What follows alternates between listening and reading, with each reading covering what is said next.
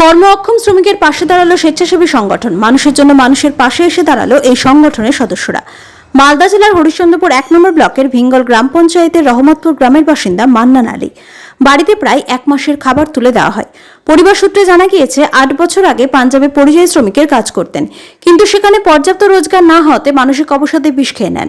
স্থানীয়দের উদ্যোগে সেখানে স্থানীয় হাসপাতালে ভর্তি হয়ে প্রাণ ফিরে পেলেও আজীবনের মতো বিকলাঙ্গ হয়ে যান তিনি।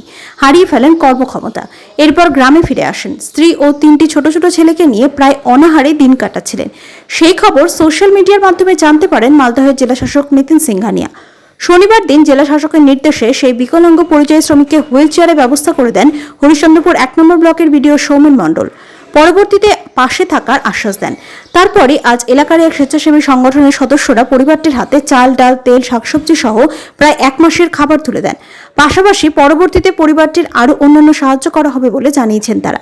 স্বেচ্ছাসেবী সংগঠনের এক সদস্য অসিত কুমার সাহা বলেন, আমরা এই কথা জানতে পেরে আজ তার বাড়িতে গিয়ে সংগঠনের পক্ষ থেকে ১ মাসের খাবার তুলে দিলাম। বিকলাঙ্গ পরিযায়ী শ্রমিকের স্ত্রী চাঁদনী খাতুন বলেন, এক স্বেচ্ছাসেবী সংগঠনের সদস্যরা এসে আমাদের ১ মাসের খাবার দিয়ে গেল। তারা খুব উপকার করে গেছে। এইভাবে বিপদে আমাদের পাশে থাকার জন্য ধন্যবাদ জানাই তাদের। ও ব্যবসা করছিল, ব্যবসাতে আমার স্বামী লস খেয়ে আমার স্বামী বিষ খেয়ে নিল। বিষ খেয়ে নিয়ে আমার স্বামীর দুটো পাও নাই, পাও দুটো আমার স্বামী নষ্ট হয়ে গেছে। এখন আমি আমাদের গ্রামের ছেলেগুলো যে আছে জানতে পারলো, বিভিন্ন জায়গায় ভালো ভালো কাজ করে এখন জানতে পারলো যে ও চলতে পারে না, তো এখন আসেনি আমাদের কাছে রেশন পানি সব কিছু দিয়ে গেলো, বিভিন্ন জিনিস সামান। এলাকার একটা সংগঠন ঘটনা সমিজা সবই সমাজকার থেকে আমাকে দিয়ে গেল গোটের সামান, তেল, সাবান, যত কিছু লাগে, চাউল, ডাল সব কিছু দিয়ে গেল।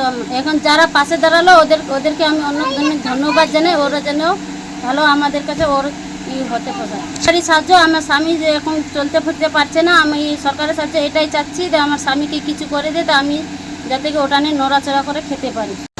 আমরা গেছিলাম হরিশ্চন্দ্রপুর থানার অন্তর্গত রহমতপুর গ্রামে মান্নান আলীর বাড়িতে। ও পরিযায়ী শ্রমিক ছিল, একটা কোনো কারণে যাকে ও বিকলাঙ্গ হয়ে গেছে, মানে খুব অবস্থা খারাপ। আমি ওদের বাড়িতে যাই এবং ওদেরকে কিছু আমাদের স্বেচ্ছাসেবী সংস্থার পক্ষ থেকে কিছু সাহায্য করি।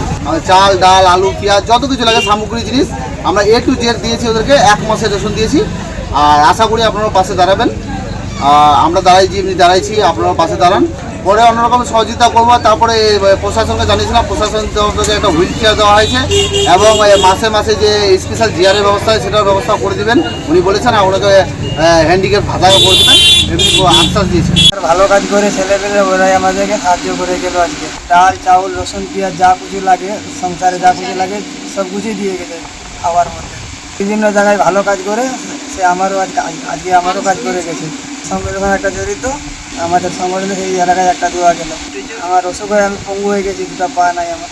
এবার চলতো না, মানুষের কাছে ভিক্ষে করে খাইতাম, চাঁদা মাদা নিয়ে খাইতাম। সরকারের বলতে কালকে একটা গাড়ি দেওয়া হয়েছে।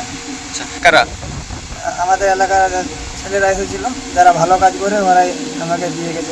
কোথা থেকে এসেছিল, 3টা ছেলে রয়েছে, বউ রয়েছে, আমি রয়েছে, মা বাবা আছে। তাদের জন্য অনেক ভালো বলবো, আমাকে খাওয়ার অনেক ভালো ধন্যবাদ জানাই তাদের। সরকারের কাছে আবেদন করছি, একটা আমার কিছু করে দিলে আমি লড়ে চড়ে খেতে পারি, ওইটা নিয়ে এটাই আমার আবেদন আছে। আমার ভালো লাগবে।